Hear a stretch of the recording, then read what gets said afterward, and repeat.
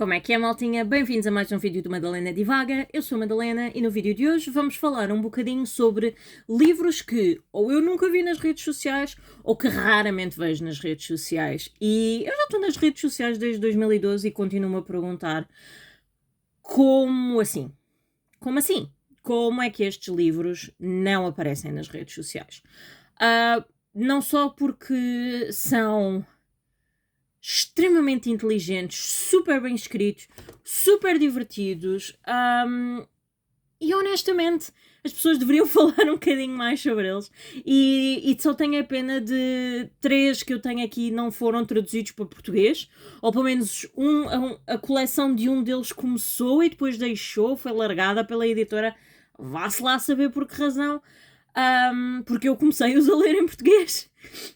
E depois é que passei para inglês, mas são 5 livros. E são 5 livros que eu acho que toda a gente deveria ler. Agora estou a olhar para eles e são 3 de fantasia, um de ficção científica e um romance. Podia ter posto aqui não ficção, mas hey, passemos à frente. O que interessa é que eu tenho 5 livros para vos falar que eu acho que vocês vão gostar. Portanto, para uma camada mais jovem, para a malta, ou para a malta que tenha filhos, ou para a malta mais jovem, assim, a partir dos 12, 13 anos, esta coleção tem um sítio muito, muito, muito quente e carinhoso no meu coração, que é a série de Derek Landy, The Skullduggery Pleasant, o detetive morto. E sim, parece um bocadinho macabro, mas bear with me. A coleção Skullduggery Pleasant é das mais divertidas de sempre. A história é basicamente esta.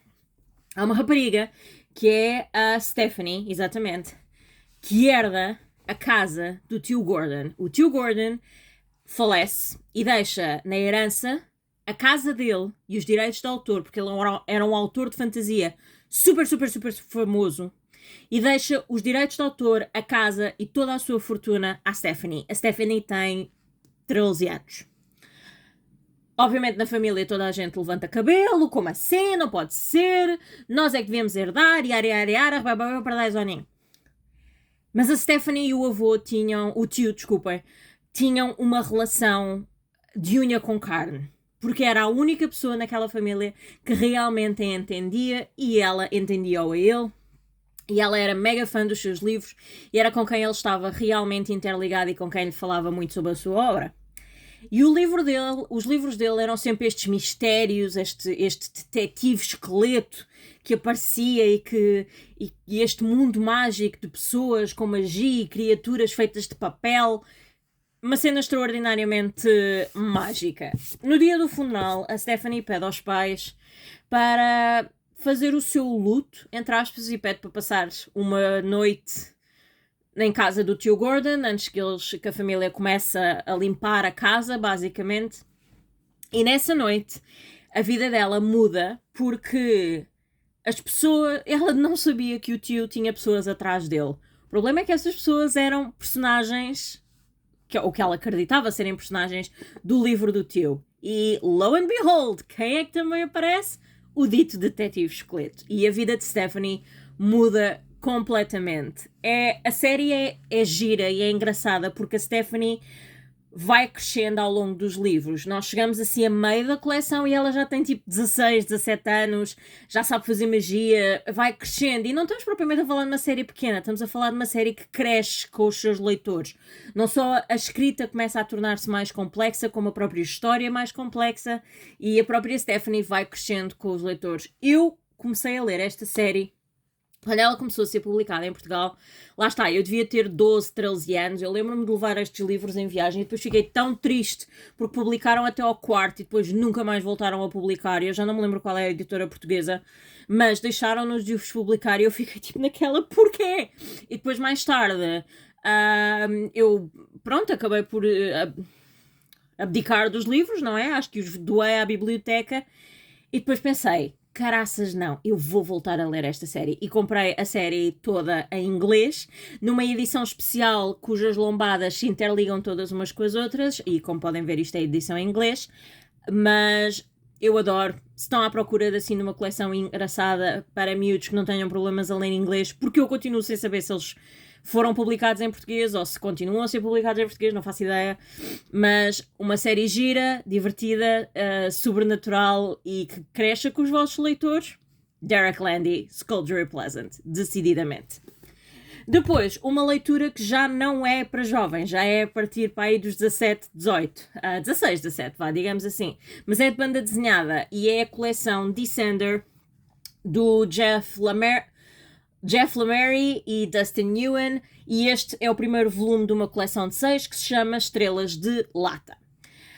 Esta banda desenhada é recomendada por uma camada mais velha porque tem cenas muito explícitas de sangue e de decapitações e de coisas assim do género, mas não deixa de ser uma história super interessante porque dá assim aquela vibe. Vocês lembram-se de há um ano de um... Eu costumo sempre falar disto quando falo deste livro. Vocês lembram-se de uns anos atrás ter saído um filme chamado AI, que era sobre um robozinho de inteligência artificial, porque era uma altura em que as pessoas não podiam ter filhos e ele é adotado por estes pais, mas depois é deixado.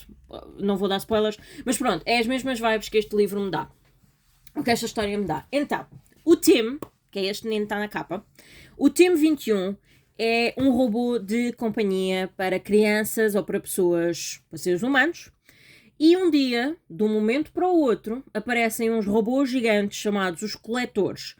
Na noite em que os coletores aparecem, que são uns robôs megalómanos gigantescos do tamanho de planetas, que consomem tudo à sua frente, que rebentam completamente com cidades e planetas e impérios inteiros. Nessa noite, antes dos coletores aparecerem, a mãe do Team 21 desliga-o para passar a noite, mas quando aparecem os coletores, ela foge, agarra no filho dela e esquece de levar o Tim. O Tim acorda 10 anos mais tarde para saber e fica a saber que os robôs são agora fora da lei.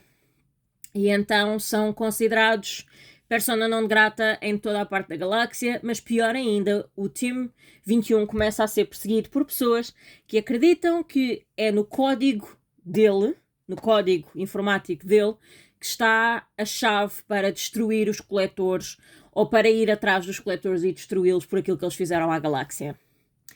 É uma série que se lê num dia. São 6 volumes, mas isto lê-se num dia, gente. Porque é de tal forma bem escrito que, honestamente, eu não sei como é que não há mais gente a falar sobre estes livros. Este é um dos livros que eu vejo raramente nas redes sociais, porque eu conheci esta série através de um canal de YouTube de livros, mas americano, não é? E, honestamente, isto está publicado em Portugal. Isto é a edição portuguesa da G. Floyd. Portanto, se estão à procura de ficção científica, eu recomendo muito a coleção Descender. E agora, quando vier a próxima Feira do Livro, eu vou comprar a coleção inteira do seguimento, que é o Ascender. Que eu acho que este é ficção científica e os outros já são de magia. Portanto, veremos o que é que acontece entretanto. Depois tenho um escrito... Assim, este livro não saiu, ou melhor, ele saiu mais ou menos na altura em que estava a sair a Guerra dos Tronos, sendo que a Guerra dos Tronos é completamente diferente. Mas este livro também tem dragões.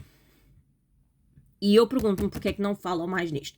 Porque isto é melhor que a Guerra dos Tronos, na minha opinião, porque não só tem dragões, mas como tem mitologia da Nigéria, africana. Pronto, não interessa. Mas é mitologia West African. Da África do Oeste. Leste. África do Leste. Não interessa. Evan Winters, The Rage of Dragons. E basicamente a sinopse diz: o gladiador de Evan Winters encontra-se com a Guerra dos Tronos. Portanto, imaginem todo um cenário leste africano, com mitologia leste africana, com clãs, com guerras, com intrigas, com dragões principalmente. E então, neste livro, e como podem perceber é um livro grande, isto já é para uma camada também mais velha, 16, 17 anos.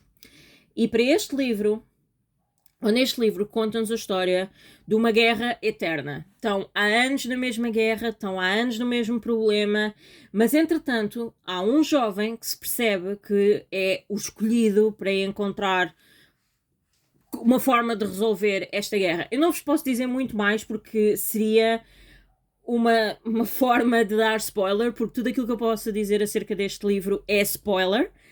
Mas aquilo que eu vos posso dizer é que se gostaram da Guerra dos Tronos, se gostam de mitologia, não interessa de que sítio é essa mitologia, mas estão à procura de livros para ler, olha, por ler, estamos em fevereiro, Black History Month, se quiserem ler livros de autores negros, Evan Winters, The Rage of Dragons, e estão à procura para ler fantasia, Evan Winters, The Rage of Dragons.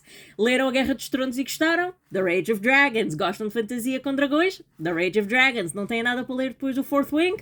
The Rage of Dragons. Adorei.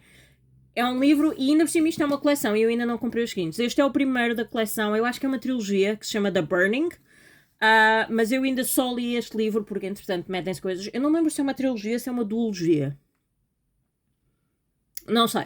Passando à frente. Mas The Rage of Dragons é o livro ideal para quem gosta de ler fantasias épicas com dragões e gosta de mitologia e intrigas e lutas e batalhas como se não houvesse amanhã, mas é para uma camada mais velha, ok? Não deixem as vossas crianças abaixo dos 16 anos lerem este tipo de livros, até porque não é recomendável.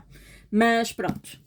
Está aqui mais uma sugestão que eu raramente vejo nas redes sociais e eu pergunto-me como assim se este livro é quase comparado à Guerra dos Tronos.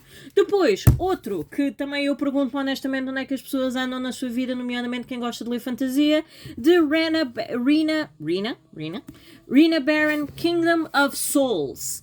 Para quem gosta de mitologia, nomeadamente para quem gosta de magia voodoo.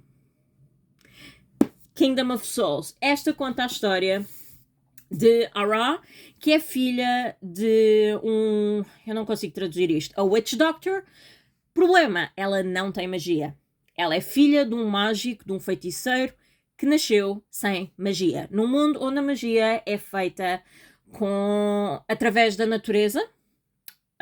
Se souberem um bocadinho sobre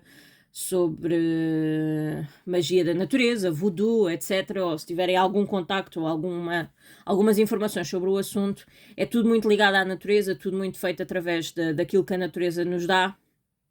Mas ela nasce sem ter magia.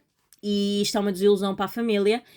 E acontece que não só nasce ela nasce no meio desta família que fica super desiludida por ela não ter magia e ela sente-se ostracizada, como ela acaba por ser